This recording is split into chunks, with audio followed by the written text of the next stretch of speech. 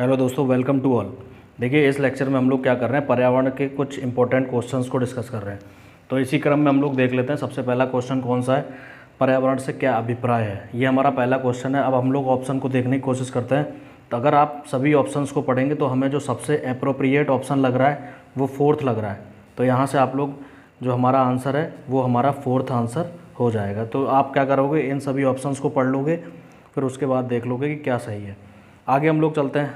Question number second को discuss कर रहे हैं, किस एक का संबंध पर्यावरणीय सुरक्षा से नहीं है। अब यहाँ पर ऑप्शन देखने की कोशिश करते हैं। सबसे पहले हमें ऑप्शन को देखना है, जो सबसे अलग होगा उसी पे हमें टिक करना है, वही हमारा आंसर हो सकता है। तो यहाँ से हम लोग पढ़ने की कोशिश करते हैं कि संबंध पर्यावरण से नहीं है। तो यहाँ पर जो सबसे अलग ऑप्शन लग रहा है वो है गरीबी कम करना। अब गरीबी कम करना क्या है, एक ऐसा विषय है जो हम अर्थशास्त्र में पढ़ते हैं। तो यहाँ से हमारा क्वेश्चन ऑप्शन नंबर सेकंड सही हो जाएगा। इसी क्रम में हम लोग आगे चलते हैं, क्वेश्चन नंबर 3 को डिस्कस करते हैं, पर्यावरण किससे बनता है। तो पर्यावरण किससे बनता है, यहाँ से हम लोग देख लेते हैं। जो जीवित वस्तुएं होती हैं, देखिए जैविक घटक जो जीवित वस्तुएं होती हैं, अजैविक घटक जो जिनमें जान नहीं होती है, उसी तरीके से भू आकृतिक घटकों से। भू माने ज़मीन, मतलब ज़मीन पे जो भी होता है वो पर्यावरण का किसी न किसी तरीके से पर्यावरण को इफेक्ट करता है। तो यहाँ से अगर हम लोग देखेंगे तो हमारा जो ऑप्शन सही होने वाला है वो हो जाएगा उपयुक्त सभी। तो ये सभी मिलकर क्या करते हैं, पर्यावरण का निर्माण करते हैं। इसी तरीके से हम लोग क्वेश्चन नंबर 4 को डिस्कस करते हैं, भारत में कब पर्यावरण संरक्षण अधिनियम पारित हुआ था। बहुत इंपॉर्टेंट क्वेश्चन है, कई बार आ चुका है। तो यहाँ से हम लोग याद रखने की कोशिश करेंगे। ये हमें एज इट इज़ याद रखना है, 1986। तो ये हमारा बिल्कुल सही ऑप्शन है। तो इसको आप लोग एज इट इज़ जैसा भी है वैसा याद कर लीजिए, क्योंकि डेट्स आपको याद ही करनी पड़ेंगी, इसकी कोई ट्रिक नहीं होती है। और कई बार क्वेश्चन ये पेपर्स में पूछा जा चुका है। इसी क्रम में हम लोग चलते हैं, विश्व पर्यावरण दिवस कब मनाया जाता है। बहुत इंपॉर्टेंट क्वेश्चन है, ये भी कई बार पूछा जा चुका है, इसीलिए हम लोग इसको याद रखेंगे 5 जून को। तो ये सब क्वेश्चन ऐसे हैं कि कुछ रटने वाले क्वेश्चन हैं, जैसे डेट या साल हमसे पूछा जाता है तो उनको क्या करना पड़ेगा, आपको रटना ही पड़ेगा। तो यहाँ से हम लोग इसको याद रखेंगे।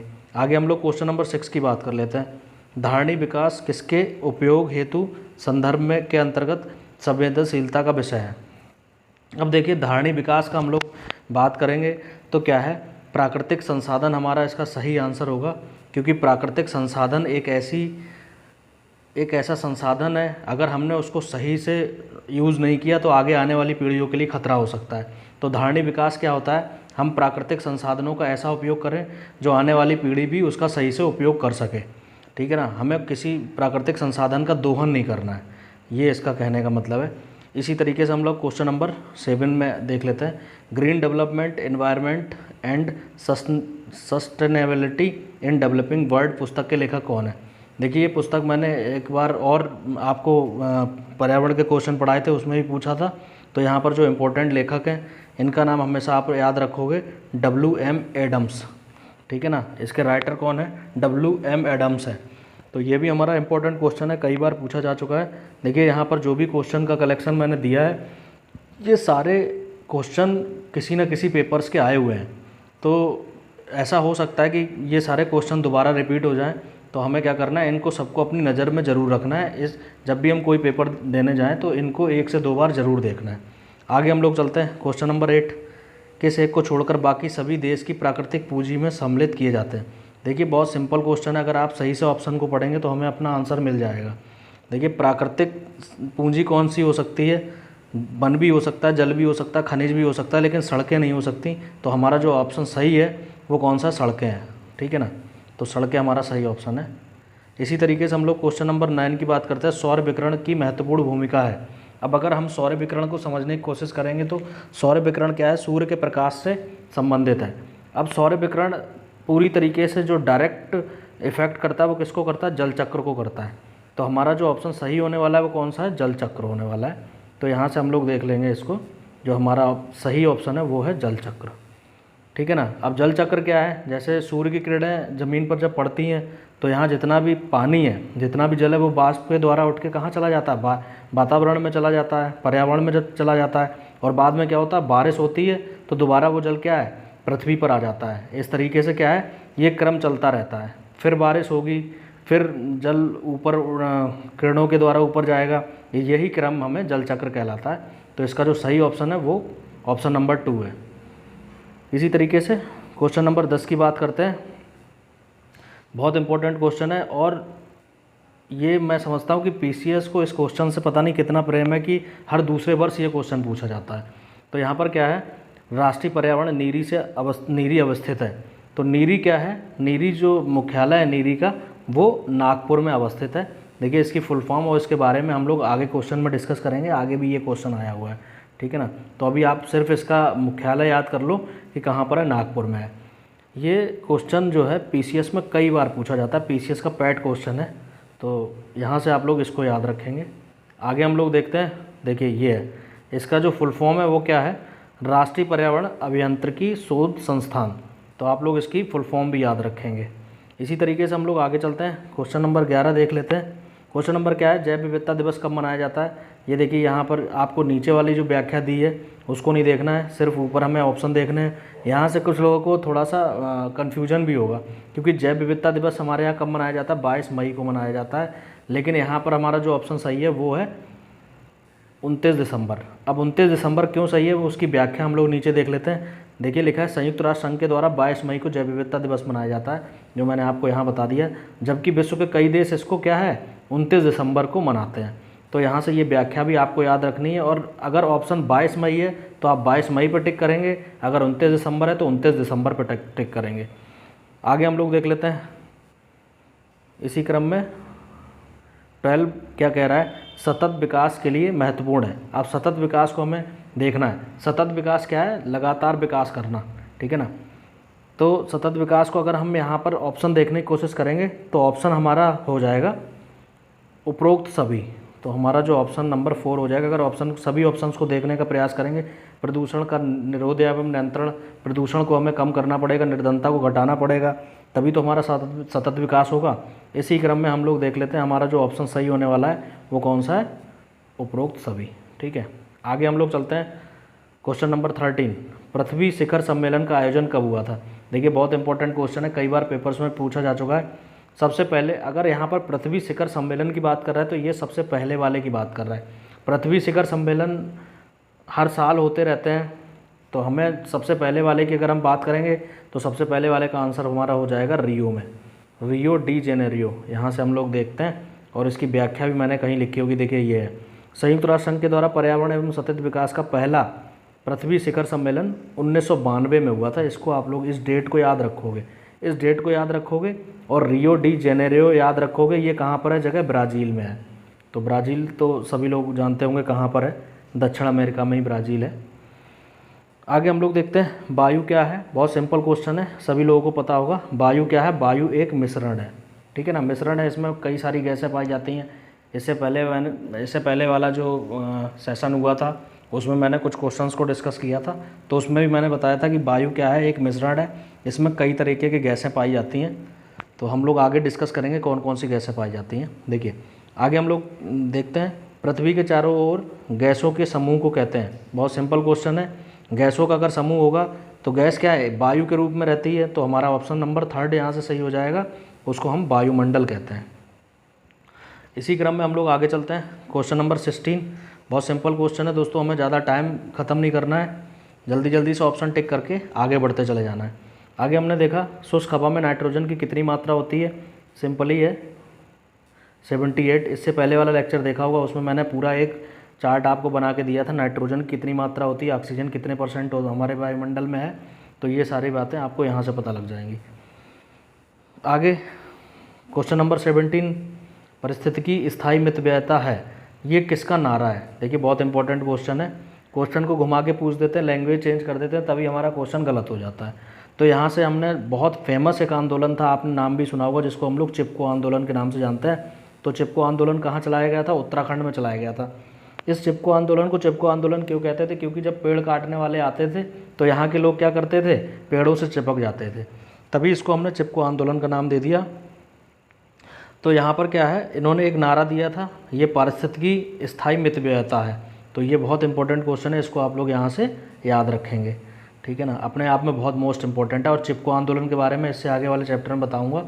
चिपको आंदोलन में कुछ लोग हैं जिनके नाम बहुत फेमस है, जैसे सुंदरलाल बहुगुणा, इनके द्वारा ये आंदोलन शुरू किया गया था, इनका नाम बहुत फेमस है इसमें। इसी क्रम में हम लोग आगे चलते हैं। क्वेश्चन नंबर 18, नोबल गैसों में कौन सी वायु में नहीं पाई जाती है? तो यहाँ पर सिंपली आपको याद रखना पड़ेगा, ये क्वेश्चन आपको रटना ही पड़ेगा। तो यहाँ पर कौन सी गैस नहीं पाई जाती है? रेडान नहीं पाई जाती है, बाकी सभी गैसें यहाँ पर पाई जाती हैं। ये तीनों गैसें हमें देखने को मिलती हैं, लेकिन रेडान हमें देखने को नहीं मिलती। तो हमारा जो ऑप्शन नंबर 1 है वही सही होने वाला है। आगे हम लोग देखते हैं 19 क्वेश्चन क्या कह रहा है। परितंत्र की घटती उत्पादकता के क्रम में उनका निम्नलिखित में से कौन सा अनुक्रम सही है? देखिए, अगर हम सही से बात करेंगे, घटती उत्पादकता पूछा है, तो घटती उत्पादकता को अगर हम देखेंगे तो सबसे जो एप्रोप्रिएट हमें आंसर मिल रहा है वो मिल रहा है ऑप्शन नंबर 3।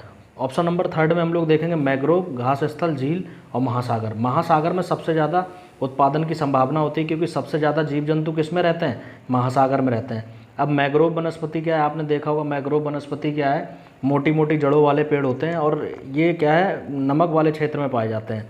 जैसे हमारे यहाँ आपने देखा होगा पश्चिम बंगाल में मैग्रोव वनस्पति पाई जाती है। तो यहाँ पर जीव जंतुओं का आवास थोड़ा कम मिलता है। अगर इसी क्रम में आगे चलेंगे, घास स्थल पे थोड़ा ज़्यादा जीव जंतु मिलते हैं। उसी क्रम में आगे चलेंगे, झील में हमें बहुत सारे जीव जंतु मिलते हैं।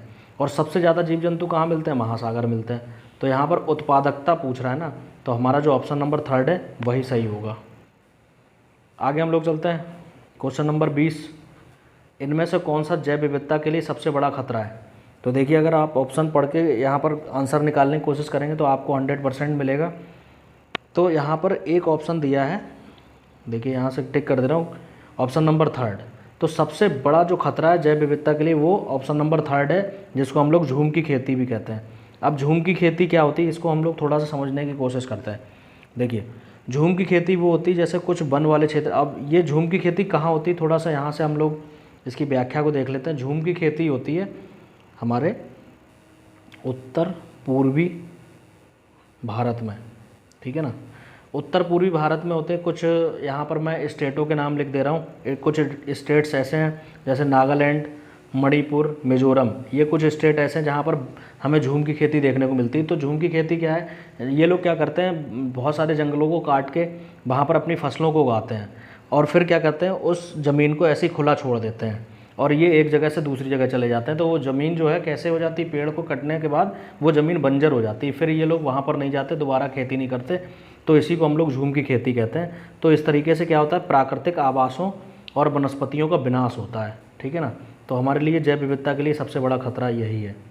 आगे हम लोग चलते हैं। क्वेश्चन नंबर 21, पारिस्थितिकी तंत्र की संकल्पना का प्रस्ताव किसने पारित किया था? तो ये आपको एज इट इज़ याद करना है, क्योंकि एक वैज्ञानिक थे, इनका नाम आप लोग रट लो, ठीक है ना। तो रटने के बाद हमें पता चलता है ऑप्शन नंबर हमारा 1 सही है, तो टांसले हमारा सही ऑप्शन हो जाएगा। इसको आपको रटना पड़ेगा, इसकी कोई ट्रिक नहीं है, क्योंकि ये ऐसे क्वेश्चन बार बार पेपर्स में पूछे जाते हैं। तो अगर आप 1-2 बार वीडियो देखते हो तो आराम से ये क्वेश्चन याद हो सकते हैं आपको। अब लिखा है क्वेश्चन नंबर 22, पारिस्थितिकी निशे आला की संकल्पना किसने प्रतिपादित की? वही है कि हमें यहाँ पर नाम रटना है, बस। नाम क्या है? ग्रीनल ने। तो हमारा जो ऑप्शन सही होने वाला है वो कौन सा? ग्रीनल, ठीक है। ऑप्शन नंबर 1 हमारा ठीक है। तो इसको भी आपको रटना पड़ेगा एज इट इज़, क्योंकि क्वेश्चन कई बार पेपर्स में पूछा जा चुका है। और पारिस्थितिकी अपने आप में बहुत ब्रॉड शब्द है, इसके बहुत ज़्यादा अर्थ निकलते हैं। तो पारिस्थितिकी से संबंधित जितने भी क्वेश्चन हैं वो आपको रटने ही पड़ेंगे। इस तरीके के क्वेश्चन जो है, किसने संकल्पना की, ये सारे क्वेश्चन आपको रटने ही पड़ेंगे। आगे हम लोग देखते हैं क्वेश्चन नंबर 23, इनमें से कौन सा एक कृत्रिम परितंत्र है? अगर हम अपने ऑप्शंस को सही से देखने की कोशिश करते हैं, कृत्रिम का मीन्स आप समझने की कोशिश करिए। कृत्रिम का मीन्स है बना हुआ, ठीक है ना, जिसको हम लोग आर्टिफिशियल भी कहते हैं। अब देखिए, तालाब तो प्राकृतिक रूप से भी हमने देखा, तालाब का निर्माण हो सकता है, वन भी हमें प्राकृतिक रूप से देखने को मिलते हैं। अब यहाँ पर हमारा जो ऑप्शन आ रहा है खेत, तो हमारा जो ऑप्शन सही होने वाला है वो खेत है, क्योंकि यहाँ पर कृत्रिम, तो यहाँ पर त्रा को आप लोग थोड़ा सा यहाँ से देखने की कोशिश करते हैं, ये कृत्रिम है, ठीक है ना, कृत्रिम, ठीक है। तो कृत्रिम जो हमारा ऑप्शन सही होने वाला है वो है खेत, ठीक है। तो हमारा ऑप्शन नंबर 3 सही है, क्योंकि खेत क्या करते हैं हम लोग, खुद ही अपने आप ही उसको ज़मीन को खेत के रूप में परिवर्तित करते हैं। तो ये कृत्रिम परितंत्र है। आगे हम लोग देखते हैं क्वेश्चन नंबर 24, एक मनुष्य के जीवन में पूर्ण रूप से धारणी करने के लिए आवश्यक न्यूनतम भूमि को क्या कहते हैं? तो देखिए, अब यहाँ पर एक नाप होती है जिसको हम लोग पारिस्थितिकी पदछाप कहते हैं। तो ऑप्शन नंबर थर्ड हमारा सही है। इसको आप लोगों को क्या करना पड़ेगा, ऐसे ही रटना पड़ेगा, क्योंकि ये क्वेश्चन लगातार पूछा जा रहा है। तो पारिस्थितिकी पदछाप एक माप की इकाई होती है, उसको आप लोग ऐसे ही रट लो, ठीक है ना। इसी तरीके से क्वेश्चन नंबर 24 का सही आंसर होने वाला है थर्ड। आगे हम लोग देखते हैं 25 क्वेश्चन क्या कह रहा है। कौन सा एक पारिस्थितिकी तंत्र है पृथ्वी पर सर्वाधिक क्षेत्र पर फैला हुआ है। बहुत सिंपल क्वेश्चन है, सभी लोगों को पता होगा। लगभग 71% भाग पर क्या है, जल है, ठीक है ना। तो 71% भाग पर जल है। तो यहाँ पर जल से संबंधित कौन सा है, देख लीजिए। जल से संबंधित है हमारा सामुद्रिक। तो हमारा जो ऑप्शन सही होने वाला है वो है सामुद्रिक, ठीक है ना। तो ये हमारे कुछ 25 क्वेश्चन थे जो हमने यहाँ पर डिस्कस किए। आगे हम लोग देखते हैं इसी क्रम में क्या है। Surendra Aditya Vardhan GS classes, please like and subscribe. तो आपको क्या करना है, अगर आपको टीचिंग मेथड अच्छा लगता है या आपको मेरा कंटेंट अच्छा लगता है तो आपको चैनल को क्या करना है, सब्सक्राइब करना है। देखिए सब्सक्राइब क्या है, नीचे आप जब ये मेरा लेक्चर देखोगे तो लाल रंग से सब्सक्राइब लिखा हुआ आएगा। तो आपको क्या करना है, सिंपली उस पर क्लिक करना है। तो इस क्लिक करने से होगा क्या कि सारे जो मेरे द्वारा वीडियोस बनाए जाते हैं वो आपके फ़ोन पर शो होने लगेंगे, ठीक है ना। तो आप चैनल को सब्सक्राइब करिए, बाकी खुश रहिए, मस्त रहिए। अब हम लोग नेक्स्ट लेक्चर में मिलते हैं। Okay, thank you, welcome to all. तो दोस्तों देखिए हम लोग क्या कर रहे हैं, यहाँ पर 25 मोस्ट इंपॉर्टेंट क्वेश्चंस को डिस्कस कर रहे हैं। ये सारे क्वेश्चन क्या हैं, पर्यावरण के हैं। तो यहाँ से हम लोग पहला क्वेश्चन देख लेते हैं, वातावरण में कौन सी गैस सर्वाधिक मात्रा में पाई जाती है। तो ये कई बार क्वेश्चन हमारे पेपर्स में आया हुआ है। तो यहाँ से हम लोग ऑप्शन को देखने की कोशिश करते हैं। तो हमारा जो करेक्ट ऑप्शन यहाँ पर होने वाला है वो है ऑप्शन नंबर 4। तो हमें पता है कि नाइट्रोजन जो है वायुमंडल में 78% पाई जाती है। अब देखिए हम लोग कुछ परसेंट देख लेते हैं, कुछ गैसों के बारे में जो पूछा जाता है हमारे पेपर्स में। वो गैसों का परसेंट देखिए इस प्रकार है। देखिए यहाँ पर मैंने एक चार्ट पूरा बना के दिया है। Nitrogen 78%, oxygen 21%, carbon dioxide 0.038%। तो आपको कार्बन डाइऑक्साइड की जो परसेंट है वो ध्यान रखनी है, क्योंकि कार्बन डाइऑक्साइड से कई बार क्वेश्चन आ चुके हैं। तो एक बार तो ऐसे क्वेश्चन आया था कि अगर कार्बन डाइऑक्साइड 1% पृथ्वी पर हो जाए तो पृथ्वी में क्या हाल होगा, पृथ्वी का क्या हाल होगा। तो यहाँ पर क्या होगा कि जो हमारा वातावरण है वो बहुत ज़्यादा गर्म हो जाएगा। इसी तरीके से हम लोग आगे देखते हैं क्वेश्चन नंबर 2। हवा में 21% गैस कौन सी पाई जाती है। तो ऐसा हम लोग इससे पहले भी हम लोग डिस्कस कर चुके हैं कि 21% कौन सी गैस पाई जाती है, वो है ऑक्सीजन। तो हमारा जो सही ऑप्शन है वो ऑक्सीजन हो जाएगा। चूँकि 25 क्वेश्चन है, वीडियो थोड़ा लंबा होने वाला दोस्तों, तो आप लोग क्या करेंगे, अपने प्लेबैक स्पीड बढ़ा लेंगे, जिससे आप क्या है बहुत जल्दी ये वीडियो देख सकते हैं। आगे हम लोग चलते हैं क्वेश्चन नंबर 3। किस गैस की कमी होगी यदि पृथ्वी पर पाई जाने वाली वनस्पतियाँ समाप्त हो जाएंगी। अगर पृथ्वी पर जो वनस्पतियाँ पाई जाती हैं, हरे भरे पेड़ पौधे पाए जाते हैं, अगर वो समाप्त हो जाएंगे तो किस गैस की कमी हो जाएगी। बहुत सिंपल आंसर है इसका, ऑक्सीजन की कमी हो जाएगी, क्योंकि सारी ऑक्सीजन हमें कहाँ से मिलती है, पेड़ पौधों से मिलती है। इंपॉर्टेंट क्वेश्चन है, कई बार आ चुका है। तो इसके आगे हम लोग डिस्कस करते हैं दोस्तों क्वेश्चन नंबर 4। कई प्रतिरोपित पौधे इसलिए नहीं बढ़ते हैं क्योंकि वह हो जाते हैं। प्रतिरोपित का मतलब यह है कि पौधे को एक जगह से उठाकर दूसरी जगह लगाना। अब प्रतिरोपण में क्या होता है, तो हम लोग अब यहाँ से ऑप्शन चेक करने की कोशिश करते हैं। तो ऑप्शन के दौरान सबसे पहला जो ऑप्शन लिखा है, प्रतिरूपण के दौरान अधिकांश मूल रोम नष्ट हो जाते हैं। तो यही हमारा सबसे करेक्ट आंसर होगा, क्योंकि जब हम एक जगह से दूसरी जगह पौधा लगाते हैं तो उसके बहुत सारे जो मूल रोम होते हैं वो नष्ट हो जाते हैं, जिससे पानी क्या है ऊपर पत्तियों तक नहीं पहुंच पाता। तो पूरे पौधे को पानी नहीं मिलेगा तो वो क्या हो जाएंगे, नष्ट हो जाएंगे, इसीलिए वो बढ़ेंगे नहीं। तो हमारा जो ऑप्शन 1 है वो करेक्ट होगा। इसी तरीके से ऑप्शन नंबर 5, हम क्वेश्चन नंबर 5 की बात करते हैं। वह कौन सी क्रिया है जो पृथ्वी के कार्बन चक्र में कार्बन डाइऑक्साइड को जोड़ती है। अब यहाँ सिंपली क्या है, थोड़ा सा लैंग्वेज को समझना है कि वह कौन कौन सी क्रियाएं हैं जो कार्बन डाइऑक्साइड को बढ़ाती हैं। तो ये सिंपल सा क्वेश्चन है। तो हमारा जो ऑप्शन हो जाएगा वो हो जाएगा उपरोक्त सभी। उपरोक्त सभी क्यों होगा, जब हम श्वसन करते हैं तो हम ऑक्सीजन को अंदर लेते हैं, कार्बन डाइऑक्साइड छोड़ते हैं। इससे भी क्या होता है, कार्बन डाइऑक्साइड की मात्रा बढ़ती है। जैव पदार्थों का जब अपक्षय होता है तब भी कार्बन डाइऑक्साइड गैस निकलती है। ज्वालामुखी क्रियाएं होती हैं, बहुत सारा धुआं बाहर निकलता है, तब भी हमारे पर्यावरण में क्या होता है, कार्बन डाइऑक्साइड बढ़ती है। तो हमारा जो ऑप्शन सही होने वाला है वो ऑप्शन नंबर 4 है। इसी तरीके से हम क्वेश्चन नंबर 6 की बात कर लेते हैं। कौन सा कार्य पेड़ पौधों द्वारा नहीं होता। अगर आप सही से ऑप्शन को पढ़ेंगे तो आराम से आपको आंसर मिल सकता है। देखिए पेड़ पौधे कभी भी क्या नहीं करते, वायु का प्रदूषण नहीं करते हैं, ये वायु को शुद्ध करते हैं, वायु का प्रदूषण नहीं करते। तो हमारा जो सही आंसर होने वाला है वो है वायु का प्रदूषण। तो अगर आप ऑप्शन देखेंगे, सही से पढ़ेंगे, तब भी आप अपने आंसर को टिक कर सकते हैं। इसी तरीके से क्वेश्चन नंबर 7, पृथ्वी के कार्बन चक्र में कार्बन डाइऑक्साइड की मात्रा को नहीं बढ़ाते हैं। अब देखिए, पृथ्वी के कार्बन चक्र में क्या है, कार्बन डाइऑक्साइड की मात्रा कौन सी क्रिया नहीं बढ़ाती है। अगर हम सही से देखेंगे तो हमें ऑप्शन नंबर 2 दिखेगा, तो इसमें लिखा है प्रकाश संश्लेषण। अब प्रकाश संश्लेषण पेड़ पौधे जब करते हैं तो वो क्या करते हैं, जितनी भी कार्बन डाइऑक्साइड है वो अंदर लेते हैं और ऑक्सीजन को बाहर छोड़ते हैं। तो इससे क्या होता है, हमारी ऑक्सीजन की मात्रा जो है वो पर्यावरण में बढ़ती है। तो यहाँ पर हमारा जो स्टेटमेंट है ऊपर वाला बिल्कुल अपोजिट में है, आप लोग इसको देख लेना। तो हमारा जो ऑप्शन सही होने वाला है वो कौन सा हो जाएगा, प्रकाश संश्लेषण है। इसी तरीके से आगे चलते हैं हम लोग। लिखा है पर्यावरण अपकर्ष का अभिप्राय क्या है। अपकर्ष का मतलब किसी चीज़ का गिरना होता है। तो यहाँ पर हम लोगों का ऑप्शन देखिए, अपकर्ष का मतलब किसी चीज़ का गिरना। अगर हम अपने ऑप्शंस को पढ़ेंगे तो ये तीनों सही हैं, और नीचे वाला जो हमारा ऑप्शन है वो है उपयुक्त सभी। तो हमारा जो आंसर सही होने वाला है वो उपयुक्त सभी होने वाला है। आप लोग ऑप्शंस को पढ़िए, फिर उसके बाद देखिए ऑप्शन नंबर 4 सही होगा। आगे हम लोग चलते हैं, क्वेश्चन नंबर 9, अपक्षय किससे संबंधित है। अब अपक्षय का बात करते हैं। अपक्षय क्या है, किसी चीज़ को छोटे छोटे टुकड़ों में तोड़ना।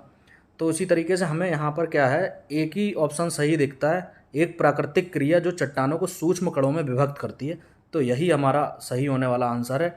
बाकी आप लोग ये देखिए, ये भी नहीं होगा, ये भी नहीं होगा, और 4 भी नहीं होगा।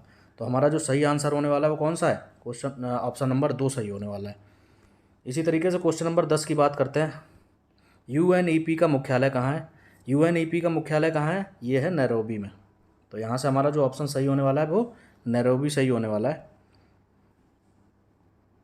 ये दोस्तों आपको एज इट इज़ ही याद रखने पड़ेंगे, क्योंकि ये मुख्यालय पूछे जाते हैं। तो मुख्यालयों के नाम कुछ ऐसे हैं जो हमारे पेपर्स में पूछे जा रहे हैं लगातार। तो ये मुख्यालय क्या करने पड़ेंगे, आपको रटना पड़ेगा, इनकी कोई शॉर्ट ट्रिक नहीं है। अब इसी तरीके से विश्व मौसम विज्ञान संगठन का मुख्यालय कहाँ पर है। तो यहाँ पर हमारा जो ऑप्शन सही होने वाला है वो कौन सा है, जिनेवा स्विट्ज़रलैंड। ये जिनेवा है, जिनेवा कहाँ पर है, स्विट्ज़रलैंड में है। ठीक है, तो यहाँ से आप लोग ध्यान रखेंगे, स्विट्ज़रलैंड। आगे हम लोग चलते हैं। EPA का पूरा नाम क्या है। EPA क्या है, यहाँ से हम लोग देख लेते हैं, एनवायरमेंटल प्रोटेक्शन एजेंसी। तो हमारा जो ऑप्शन नंबर 2 है वो सही होने वाला है। दोस्तों ये क्या करना पड़ेगा, ये कुछ ऐसे नाम है जो आपको रटने ही पड़ेंगे, क्योंकि ये बार बार हमारे पेपर्स में पूछे जाते हैं। तो इनके समझने कोई ट्रिक नहीं है। अब ये जो फुल फॉर्म पूछी जाती हैं इनको आपको याद ही करना पड़ेगा, मुख्यालयों को आपको याद ही करना पड़ेगा। तो इस तरीके से हम लोग आगे चलते हैं। क्वेश्चन नंबर 13, UNEP का पूरा नाम क्या है। ये क्वेश्चन कई बार पेपर्स में आ चुका है दोस्तों। तो यहाँ से हम लोग देख लेते हैं UNEP का पूरा नाम क्या है। यहाँ मैंने पूरी फुल फॉर्म भी लिख दी है, देखिए, यूनाइटेड नेशनल एनवायरनमेंट प्रोग्राम। ठीक है, ये पूरी इसकी फुल फॉर्म है, और इसका अगर हिंदी में अर्थ करेंगे तो हमारा ऑप्शन नंबर 1 सही हो जाएगा, संयुक्त राष्ट्रीय पर्यावरण कार्यक्रम।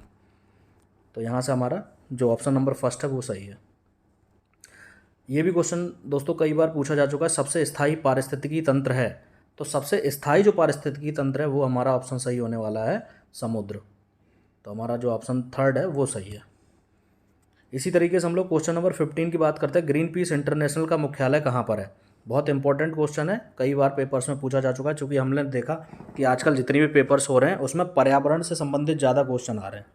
चाहे कोई सा भी पेपर हो, चाहे टेट हो, सुपर टेट हो, SSC वगैरह हो, PCS हो, तो इसमें क्या हो रहा है, पर्यावरण से कई सारे क्वेश्चन आ रहे हैं, क्योंकि पर्यावरण को बचाने के लिए बहुत सारे प्रोग्राम चलाए जा रहे हैं। तो यहाँ से इसीलिए हमारा क्वेश्चन करंट के भी बनते हैं और वैसे भी ट्रेडिशनल क्वेश्चन बनते हैं। तो ये क्वेश्चन हमसे पूछा जा रहा है, ग्रीन पीस इंटरनेशनल का मुख्यालय कहाँ पर स्थित है। तो यहाँ हमारा ऑप्शन सही होने वाला है वो है नीदरलैंड। नीदरलैंड में एक एमस्टर्डम जगह है, एमस्टर्डम, यहाँ से लिख देता हूँ, एमस्टर्डम। ठीक है ना। तो नीदरलैंड हमारा जो ऑप्शन सही है वो नीदरलैंड है, लेकिन नीदरलैंड में भी एक जगह है एमस्टर्डम, वहाँ पर हमारा क्या है, ग्रीन पीस इंटरनेशनल का मुख्यालय है। तो यहाँ से आप लोग ध्यान रखेंगे। क्वेश्चन नंबर 16, NEA क्या है। NEA क्या है, यहाँ से हम लोग देख लेते हैं। NE क्या है, देखिए पर्यावरण का क्वेश्चन है तो इसका संबंध पर्यावरण से तो ज़रूर होगा। तो यहाँ से हम लोग ऑप्शन को क्लिक करने की कोशिश करते हैं, नेशनल एनवायरनमेंट अथॉरिटी। तो ये हमारा ऑप्शन सही है। तो तो इससे पहले भी दोस्तों मैं कह चुका हूँ, ये जो फुल फॉर्म्स हैं ये आपको रटनी पड़ेंगी। ये थोड़ा सा मैं इसीलिए आपको बार बार रिपीट कराना चाह रहा हूँ। तो ये सारी जो जैसे कुछ मुख्यालय हैं और ये जो ऐसे शॉर्ट में दिए हैं, ये आपको रटना ही पड़ेगा दोस्तों। 1 से 2 बार वीडियो देखिए, आराम से आपको याद हो सकता है। देखिए इसकी फुल फॉर्म मैंने नीचे लिख दी है, नेशनल एनवायरनमेंट अथॉरिटी। देखिए इस तरीके से हमारा जो ऑप्शन है वो पहला करेक्ट हो रहा है। इसी तरीके से क्वेश्चन नंबर 16 और 17 शायद क्वेश्चन छूट गया है। अब हम लोग 18 की बात कर लेते हैं। इको मार्क किन भारतीय उत्पादों को दिया जाता है? अब इको मार्क है, इको मार्क को अगर आप सही से समझते हैं तो क्या है, इको मार्क को अगर सही से समझा तो हमारा जो क्वेश्चन नंबर 2 है वो ऑप्शन सही होने वाला है, पर्यावरण के प्रति मैत्रीपूर्ण। कुछ ऐसे प्रोडक्ट जो पर्यावरण को ज़्यादा नुकसान नहीं पहुंचाते हैं, पर्यावरण के साथ मैत्रीपूर्ण रहते हैं, तो उनको इको मार्क दिया जाता है। ठीक है, भारत की गवर्नमेंट उनको क्या करती है, इको मार्क देती है। तो हमारा जो ऑप्शन सही होने वाला है वो ऑप्शन नंबर 2 सही होने वाला है। इसी तरीके से हम लोग क्या करते हैं, क्वेश्चन नंबर 16, पर्यावरण अनुकूलन उपभोक्ता उत्पादों को चिन्हित करने के लिए सरकार ने शुरू किया है। सिंपली जो हम लोग डिस्कस पहले कर रहे थे, इसका भी ऑप्शन सही होने वाला कौन सा, इको मार्क।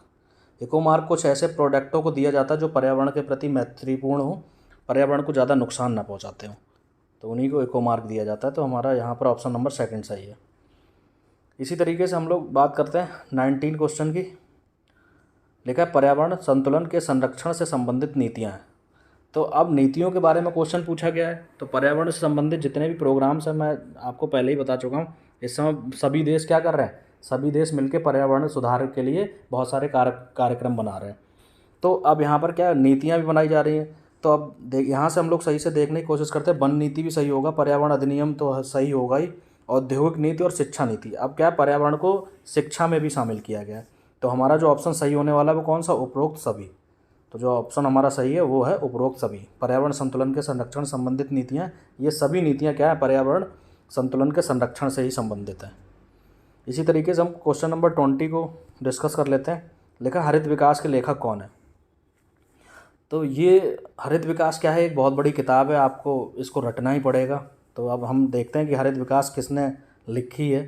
तो हरित विकास के जो लेखक हैं वो कौन से हैं, एडम्स, WM एडम्स। तो हमारा जो ऑप्शन नंबर 3 है वो करेक्ट होगा। तो ये आपको क्या करना पड़ेगा, रटना ही पड़ेगा। इसीलिए दोस्तों कह रहा हूँ, ये वीडियो मैंने इसीलिए बनाया, आप कम से कम इसको 2 बार देखिए, आराम से ये सारे क्वेश्चन आपको हमेशा के लिए याद हो जाएंगे। इसी तरीके से क्वेश्चन नंबर 21, धारणी कृषि से आशय है। तो धारणी कृषि क्या है, इसको कहते हैं सस्टेनेबल एग्रीकल्चर। तो सस्टेनेबल एग्रीकल्चर क्या है, भूमि का इस प्रकार प्रयोग करना कि उसकी जो गुणवत्ता वो ख़त्म ना होने पाए। तो देख लीजिए हमारा ऑप्शन नंबर 3 यही कह रहा है। तो ऑप्शन नंबर 3 हमारा यहाँ से सही होने वाला है कि भूमि का आप इस तरीके से उपयोग करिए कि भूमि की जो गुणवत्ता है वो बनी रहे। इसी को हम लोग क्या कहते हैं, धारणी कृषि के नाम से जानते हैं। ये क्वेश्चन PCS 2011 में भी आ चुका है। तो यहाँ से लिख दे रहा हूँ, PCS 2011 में ये क्वेश्चन पूछा जा चुका है।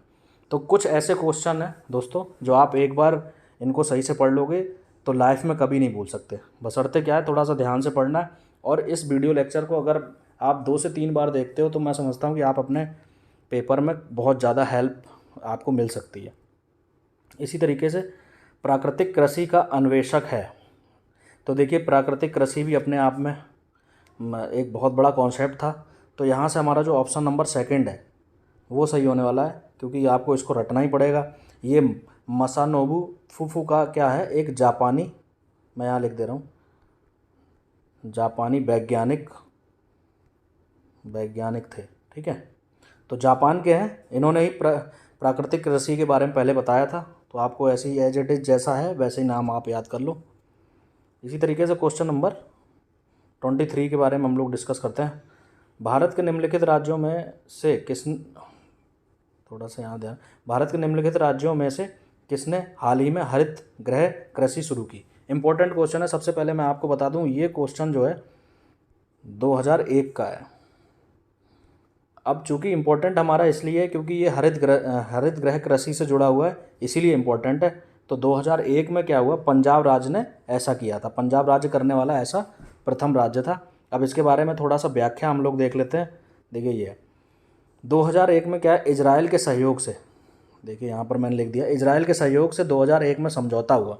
तो ये इंपॉर्टेंट क्वेश्चन इसीलिए है, किसी विदेशी की सहायता लेकर क्या हुआ, पंजाब ने हरित गृह कृषि शुरू की और सबसे पहले क्या किया, सब्जियों को उगाना स्टार्ट किया।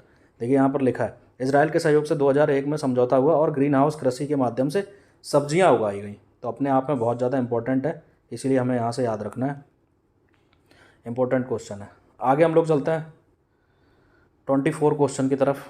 क्या लिखा है, नगरीकरण और औद्योगिकरण किसके लिए हानिकारक है। अब अगर आप थोड़ा सा लैंग्वेज को सही से समझते हैं तो नगरीकरण और औद्योगिकरण किसके लिए हानिकारक है, ऑप्शन अगर हमने सही से पढ़ लिए तो हमें अपना ऑप्शन क्या मिलता है, हमें अपना ऑप्शन मिलेगा उपरोक्त सभी। देखिए अगर नगरीकरण हो रहा है, औद्योगिकरण हो रहा है, तो आप लोग क्या करोगे, पेड़ पौधों को काटोगे। अगर पेड़ पौधे कटेंगे तो हमारे पर्यावरण के लिए नुकसान होगा, ठीक है ना, पारिस्थितिकी के लिए नुकसान होगा, हमें ऑक्सीजन की कमी हो सकती है। अब लिखा जैव विविधता के लिए, अगर पेड़ पौधे कटेंगे तो जैव विविधता आएगी, ठीक है ना, बहुत सारे जानवर, पक्षी और इस तरीके से क्या हुआ, उनके घरों का आप नुकसान करोगे, तो जैव विविधता की भी कमी हमें देखने को मिलेगी। संतुलित विकास के लिए, विकास तो होगा, नगरीकरण और औद्योगिकरण हो रहा है तो विकास तो होगा, लेकिन संतुलित विकास नहीं होगा। तो दोस्तों इस तरीके से अगर हम देखते हैं तो हमारा जो ऑप्शन सही होने वाला है वो है उपरोक्त सभी के लिए।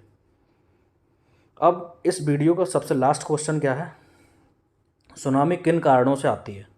अगर आप सुनामी को सही तरीके से समझते हैं तो सुनामी क्या है, समुद्र में कुछ इस तरीके से लहरें उठती हैं जो बहुत ऊंची होती हैं और समुद्र के आसपास जितने भी रिहायशी इलाके होते हैं उनमें जाकर बहुत ज़्यादा नुकसान करती हैं। तो सुनामी किन कारणों से आती है, यहाँ पर हम लोग समझ लेते हैं। देखिए इसका जो ऑप्शन सही होने वाला है वो कौन सा है, समुद्र के भीतर क्या है, भूकंप उत्पन्न होने से। अगर समुद्र के भीतर भूकंप आएगा, बहुत बड़ा विस्फोट होगा, तो समुद्र की जो लहरें हैं वो बहुत ऊंची उठ जाएंगी। बहुत ऊंची उठने के बाद समुद्र के किनारे जो रिहायशी इलाके हैं जहाँ लोग रहते हैं उनमें जाकर ये लहरें क्या है, अपना जो पानी है वहाँ फेंकेंगी। एक तरीके से पूरी बाढ़ वाली स्थिति आ जाती है, सभी जितने भी घर और जितने भी बड़े बड़े मकान हैं वो सब इसमें बह जाते हैं। तो यहाँ पर क्या है, हमारा जो ऑप्शन सही होने वाला है वो ऑप्शन नंबर 3 सही होने वाला है। बाकी सारे ऑप्शन चेक कर लेना, ये ऑप्शन नहीं होगा, पृथ्वी के ऊपर इससे मतलब ही नहीं है, चक्रवात से कोई मतलब नहीं, ज्वार भाटे से कोई मतलब नहीं है। तो हमारा थर्ड वाला ऑप्शन बिल्कुल सही है। इसी तरीके से दोस्तों क्या हुआ, हमने 25 क्वेश्चंस का यहाँ पर डिस्कस किया। आगे देखिए ये चैनल का नाम, और दोस्तों please like and subscribe and share comment करिए, चैनल को सब्सक्राइब करिए और वीडियो को लाइक करिए। इस तरीके से क्या है, मैं और ज़्यादा आपको वीडियो देता रहूँगा जो आपके लिए बहुत ज़्यादा हेल्पफुल होने वाले हैं परीक्षाओं के लिए। तो आज के लिए इतना ही रखते हैं, बाकी थैंक यू वेरी मच, खुश रहिए, मस्त रहिए। हेलो दोस्तों, वेलकम टू ऑल। देखिए हम लोग क्या कर रहे थे, पर्यावरण के कुछ क्वेश्चंस को डिस्कस कर रहे थे। तो यहाँ पर हमने क्या है 50 क्वेश्चन की एक सीरीज चलाई थी, उसी क्रम में हम अपने क्वेश्चंस को देख लेते हैं। तो क्वेश्चन नंबर 1 हमारा क्या कह रहा है, जीव भार का पिरामिड किस पारिस्थितिकी तंत्र में उलट जाता है। तो यहाँ से हम लोग अपने ऑप्शन को देखने की कोशिश करते हैं। तो हमें यहाँ से एक बात ध्यान रखनी पड़ेगी, स्थल में जितने भी पिरामिड बनते हैं वो सीधे बनते हैं, लेकिन जल में क्या है, पिरामिड उल्टे बनते हैं। तो यहाँ से हमारा जल वाला पिरामिड जो होगा, जो सेकंड ऑप्शन है तालाब, तो हमारा जो सही ऑप्शन होने वाला है वो तालाब है, क्योंकि जल में हमेशा पिरामिड क्या है, उल्टा बनता है। आगे हम लोग देख लेते हैं, पारिस्थितिकी तंत्र के जैविक घटकों में कौन सा उत्पादक घटक है। देखिए यहाँ से अगर आप जरा सा भी थोड़ा सा पर्यावरण के बारे में जानकारी रखते हैं तो यहाँ से हमारा ऑप्शन नंबर 2 सही हो जाएगा, क्योंकि जो हरे पेड़ पौधे हैं वो एक उत्पादक का काम करते हैं। हरे पेड़ पौधे क्या है, मानव और जीव जंतुओं के लिए एक उत्पादक के रूप में कार्य करते हैं। तो हमारा क्वेश्चन नंबर 2 यहाँ से सही होने वाला है। आगे हम लोग चलते हैं क्वेश्चन नंबर 3। लिखा है पारिस्थितिकी तंत्र में DDT का समावेश होने के बाद निम्नलिखित में से किस एक जीव में उसका संभवतः अधिकतम सांद्रण होगा। देखिए ये जीव नहीं है, यहाँ पर जीव नहीं है, ये जीव होगा, तो यहाँ पर बा होना चाहिए, ठीक है ना, तो ये जीव होगा। तो यहाँ से हम लोग ऑप्शन देखने की कोशिश करते हैं।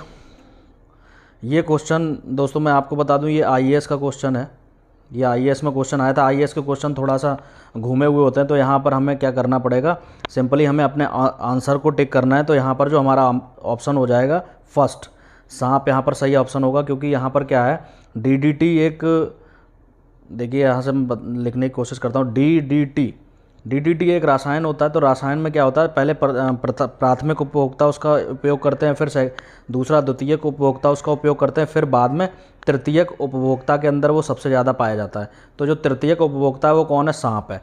तो ये IAS का क्वेश्चन है, इसको आप लोग एज इट इज़ याद कर लो, इसका जो सही ऑप्शन है वो सांप होना चाहिए।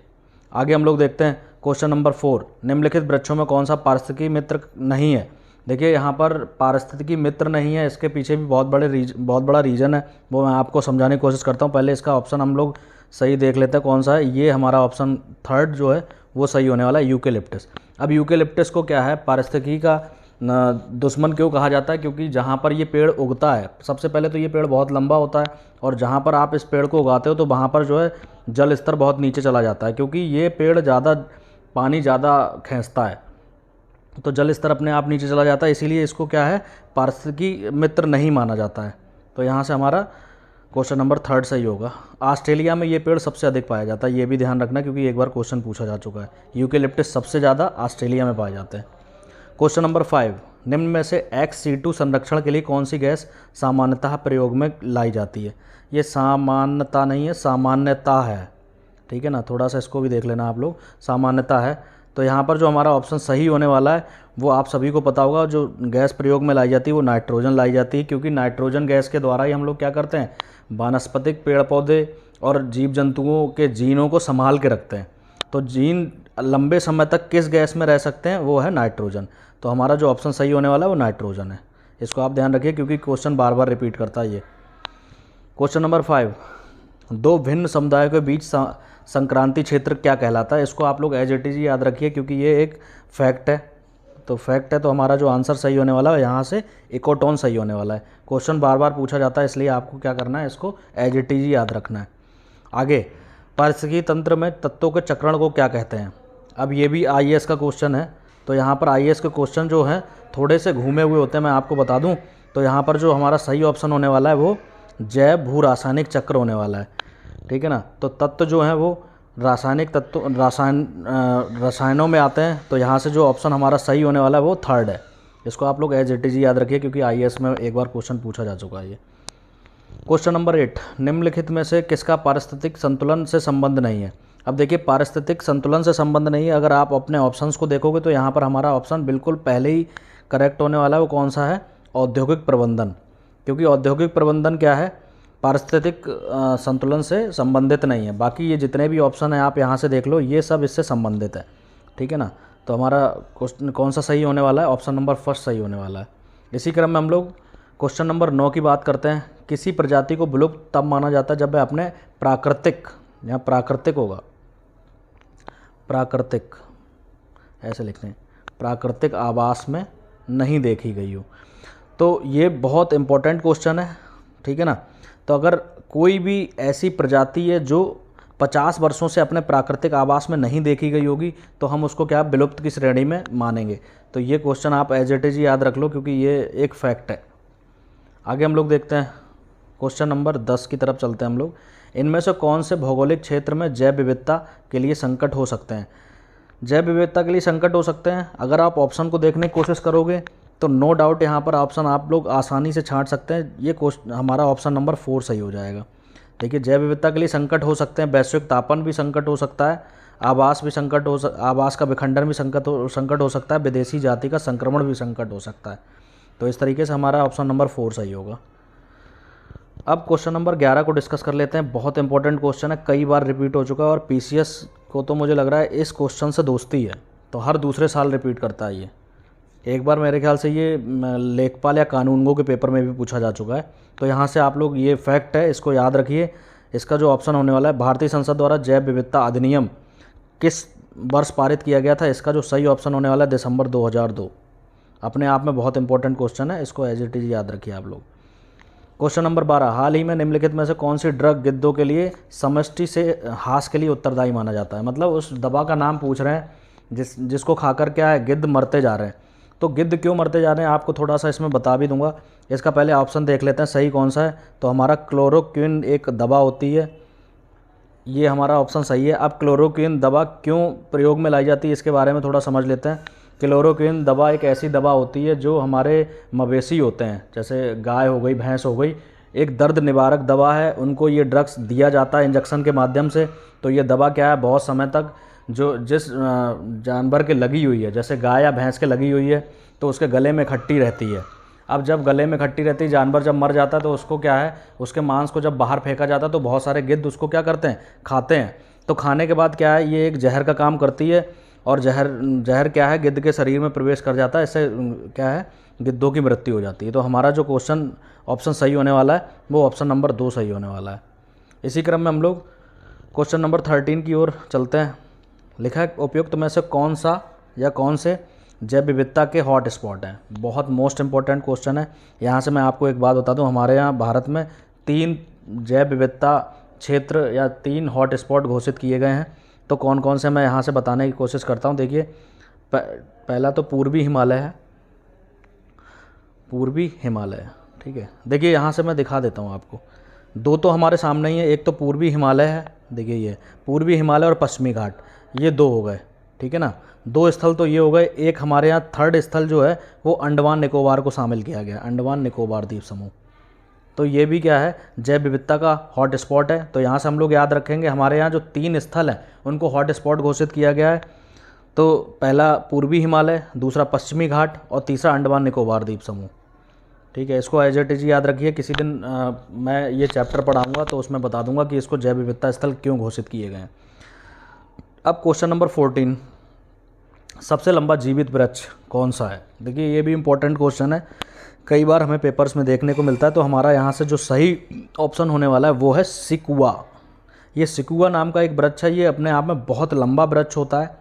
और बहुत लंबा वृक्ष होता है, कहाँ पाया जाता है इसको भी समझ लीजिए। कैलिफोर्निया एक जगह है, कैलिफोर्निया, ठीक है ना। कैलिफोर्निया कहाँ पर है, ये यूएसए में है, संयुक्त राज्य अमेरिका में है, ठीक है ना। इसको एज इट इज आप लोग याद रखिए क्योंकि फैक्ट है ये, बहुत बार पूछा जा चुका है, इसलिए मैंने यहाँ पर डिस्कस किया।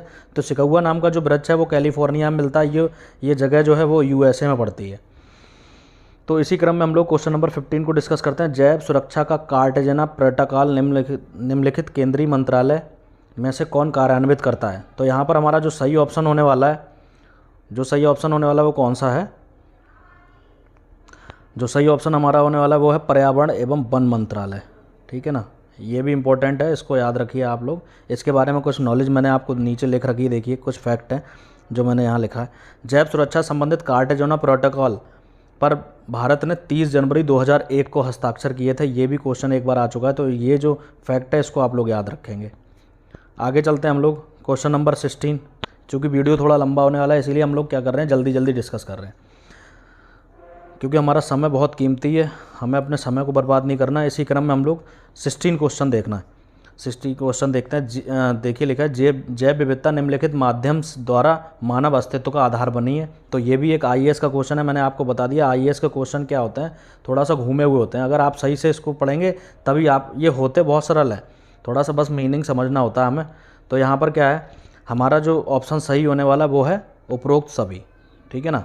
तो आप यहाँ से पढ़ सकते हैं हमारे लिए मानव अस्तित्व का आधार कौन कौन सी है। मृदा अपरदन की रोकथाम, सस्य परागण और मृदा निर्माण, ठीक है। ये तीनों चीज़ें क्या करती हैं, मानव अस्तित्व के आधार में मदद करती हैं, मानव अस्तित्व को बनाए रखने में मदद करती हैं। तो हमारा जो ऑप्शन सही होने वाला है वो ऑप्शन नंबर 4 सही होने वाला है। इसी क्रम में हम लोग आगे चलते हैं। बहुत इंपॉर्टेंट क्वेश्चन हमें देखने को मिल रहा है, रेड डाटा बुक का संबंध किससे है। कई बार क्वेश्चन आ चुका है और पीसीएस का पैट क्वेश्चन है ये।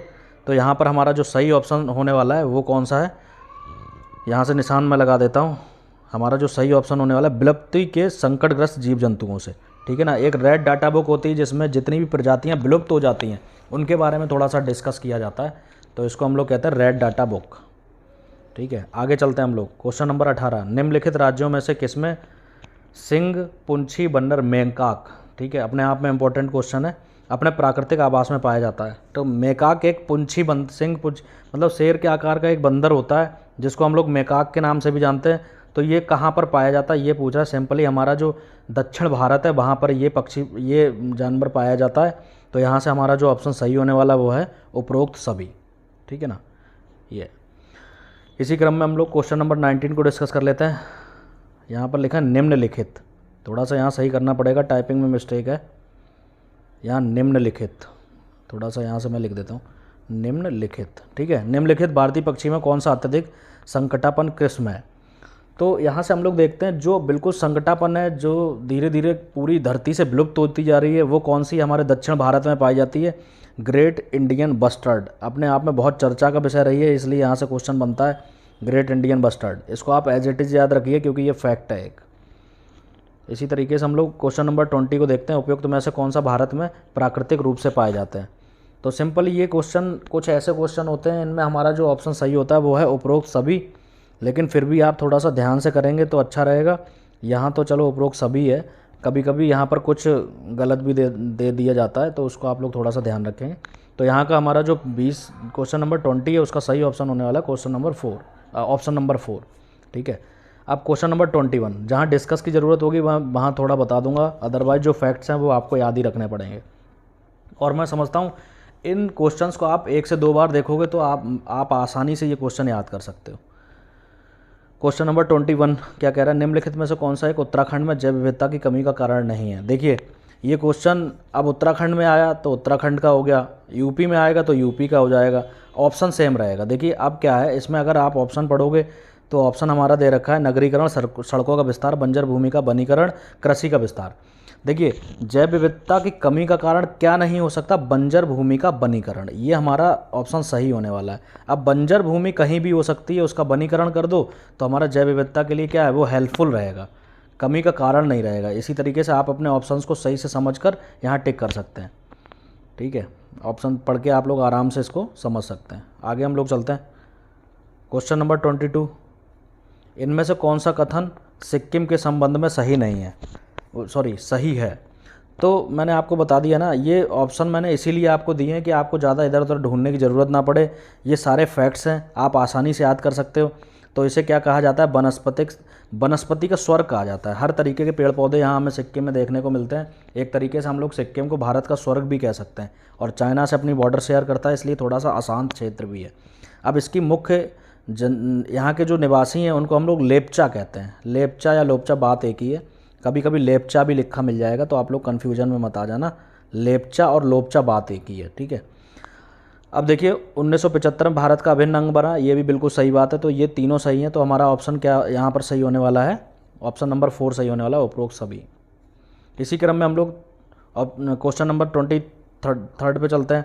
देखिए क्या लिखा है, इनमें से कौन सी जैव विविधता के संरक्षण के लिए महत्वपूर्ण रणनीति है। अब देखिए यहाँ से ये भी क्वेश्चन बहुत इंपॉर्टेंट है। तो यहाँ पर हमारा जो सही ऑप्शन होने वाला है वो कौन सा सही होने वाला है, देखिए मैं यहाँ से निशान लगाता हूँ, जैव मंडल रिजर्व। ठीक है ना। तो जैव मंडल रिजर्व में क्या है, बहुत सारे पेड़ पौधों को, बहुत सारे जीव जंतुओं को संरक्षित करके रखा जाता है और उनकी देखभाल की जाती है। तो जैव विविधता के संरक्षण में इसका महत्वपूर्ण योगदान है। ठीक है। और जैव मंडल रिजर्व कुछ ऐसे क्षेत्र होते हैं जहाँ पर मानवीय हस्तक्षेप कम होता है। अगर मानवीय हस्तक्षेप होगा, जो व्यक्ति इसमें हस्तक्षेप करेगा उसके खिलाफ कुछ कानूनी कार्रवाई भी होगी। तो इस तरीके से क्या है, जैव मंडल रिजर्व अपने आप में क्या है, जैव विविधता का संरक्षण करते हैं। इसी क्रम में हम लोग आगे चलते हैं। क्वेश्चन नंबर 24, निम्नलिखित में से कौन सा स्थल वनस्पतिक संरक्षण हेतु स्वस्थान पद्धति नहीं है। अब देखिए इसमें हम लोग देखते हैं कौन सा स्वस्थान पद्धति नहीं है। तो यहाँ पर हमारा जो ऑप्शन सही होने वाला वो है राष्ट्रीय पार्क।